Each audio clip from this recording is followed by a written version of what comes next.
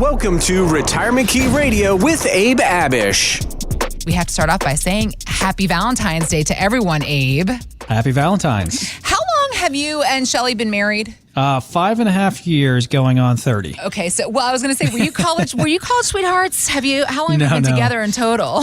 So we've been together for 8 years, and 2012 we met, and 2015 we got married. Perfect. I like how you said going on 30, and I think that anybody that has spent any time married knows exactly what you're talking about. They're all a lot of experience in those 5.5 years. I know people that have been married for 30 or 40 are probably laughing at me, but no, we are good to go, having a lot of fun and really enjoying each other. They might not know about you, though, is that you and Shelly actually work together there at Abish Financial Services. That makes it interesting. It does make it interesting. Good thing we are busy here, right? Good thing we are really busy here. That's it. So that there are very little personal matters in the workplace. That's it. Everybody is occupied, taking care of everybody else. You guys can focus on your personal stuff once you get back home later on. That's right. How you guys manage it, I know. But when it comes to couples, and I was just pointing out how you and Shelly work together, and that's been great. But, you know, for some couples, it's a different situation. I mean, I think that we can all agree how important it is that we're honest with our spouse. That's obvious. Absolutely. But Ted Rossman, an industry analyst for creditcards.com, he was telling Fox Business that some of us may be keeping financial secrets. It's an awful lot of people that are either doing secret spending, keeping a secret credit card or savings account, or having secret debt. 44% of people who are married or otherwise living with a partner are doing one of these things. This is a big deal for a lot of people. It is a big deal, I think. And he points out that one reason may be that people are just uncomfortable discussing money, and I guess in some cases, even with the person that they are married to. But I'm guessing that this is a big problem. It can be, you know, Heather. I've seen it happen actually quite a bit. And, you know, as a certified financial fiduciary, part of our code of conduct is to have confidentiality with all of our clients. So, and that means to protect and keep all of our clients' information confidential and securely stored. That plays here in this conversation with, you know, sometimes, you know, married couples will come in together and all of a sudden we'll get a call from one of the spouses saying, hey, can I meet with you individually? Like, I don't want to bring in my husband or wife. Here's why. I just got an inheritance, or I have some debt that I haven't told my spouse about, or I have some other accounts that I didn't want to bring up in that meeting, and here's why. That has happened. And it reminds me of a couple that we recently helped. They live in Loudoun County. To keep their information and story confidential, I'll just say the county that they live in, Loudoun County, that's where we're headquartered here in Ashburn. And they came in for all of their meetings together. And that's what we highly recommend, so that each spouse and partner is very much involved and very in tune with all of the things going on in their plan. You need to know if your spouse passes away and you have a pension, what is your survivor benefit going to be, if any? What does your Social Security benefits look like, you know, when your spouse passes away? What, if any, life insurance do you have that will kick in and pass on? What do your retirement accounts look like? Is the house paid off? You know, all of these things, you know, almost all the decisions that we make will affect our spouses and families. And so that's why the spouse and partner needs to be involved as much as possible. We highly encourage that. So this couple came in together for all their meetings, and then we got a call from the husband separately. Said, Abe and the team, can I set up a meeting with you privately? I know we just came in and had a meeting, and those meetings were great, but I'd like to talk with you privately without bringing my wife in. Here's why. So he comes in, he says, you know what?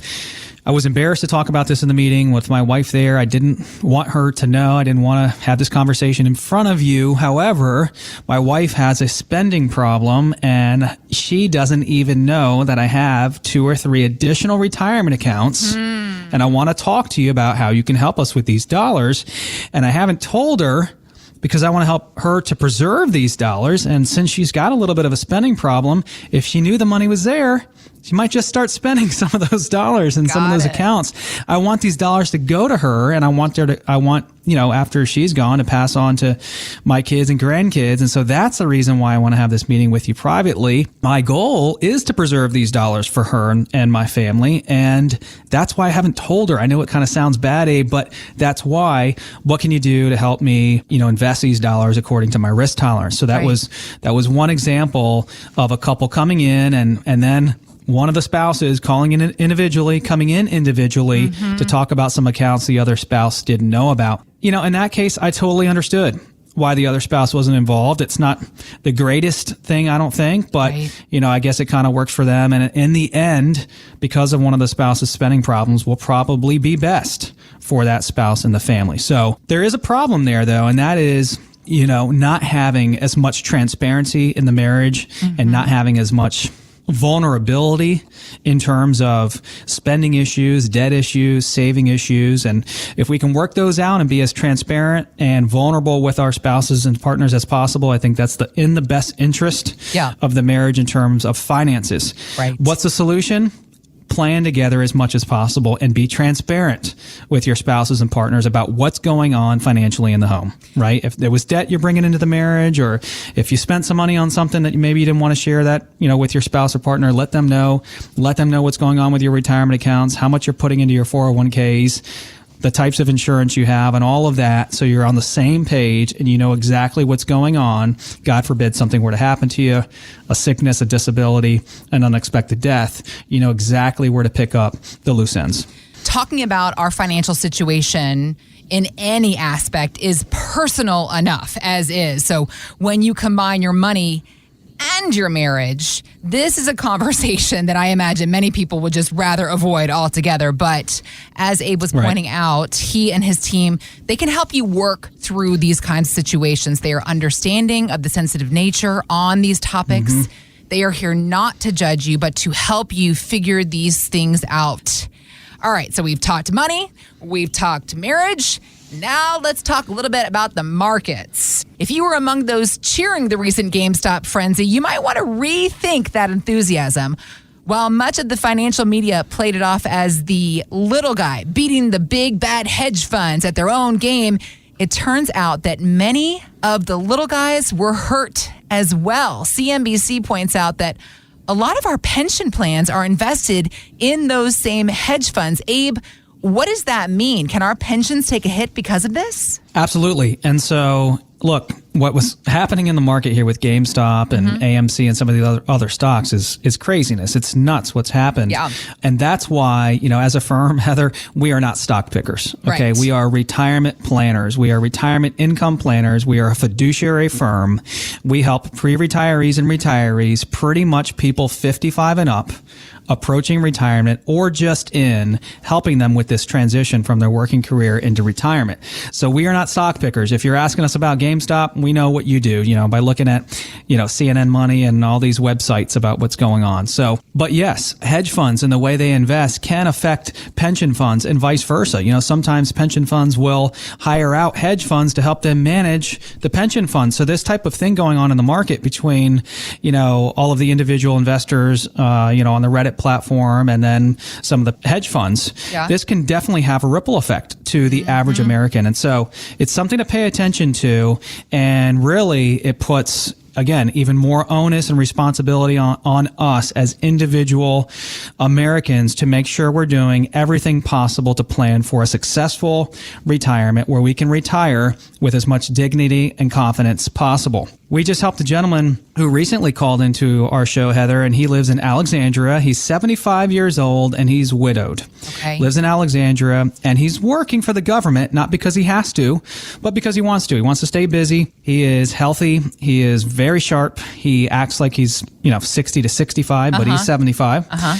He does have a pension. He has Social Security. He's got working income through the government. He's got a TSP. He's got some annuities. He's got some market-based investments. Wow. He really has it all. Yeah. But he called into the show because although he has all of this stuff, he has never had a plan, or he never had a plan, a retirement income plan, a roadmap, a GPS for the second phase of his life. Got it. So he wanted a firm to help him put all of this together into an actionable plan that he could follow every single year and make sure that plan keeps up with his life. Because obviously, he's 75. He's starting to get up there a little bit. And when he does pull the trigger and say, Abe and the team, I'm officially retired, he wants to know where all of his income would come from. That makes sense, right? Yeah. So we helped him put that together. And so his problems were when he came to us, he had no plan. And he wanted to know if he needed to retire, that he could, one of the biggest questions we get from anyone that meets with us. Can I retire? And if so, is that now? Or do I have to wait a few years and save more money? So we helped him put together this comprehensive income plan. We helped him to reduce risk in his portfolio because 9 out of 10 people that come to us, Heather, are taking on more risk in the market than they need to. Okay. You don't have to take on a lot of risk to get decent returns over time. So we helped him to reduce risk in his portfolio.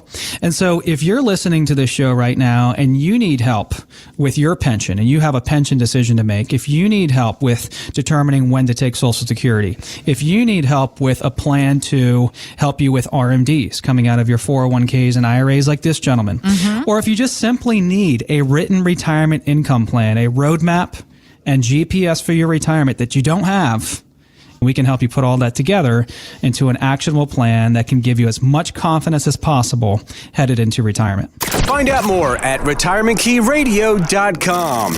Financial professionals are not licensed in all 50 states. To find out if Abraham Abish is licensed in your state, please call 571-577-9968. Abish Financial Services is not affiliated with nor endorsed by the Social Security Administration or any other government agency and does not provide legal or tax advice. Annuity guarantees rely solely on the financial strength and claims paying ability of the issuing insurance company. By contacting us, you may be provided with information about insurance and annuity products offered through Abraham Abish, NPM number 770-3575.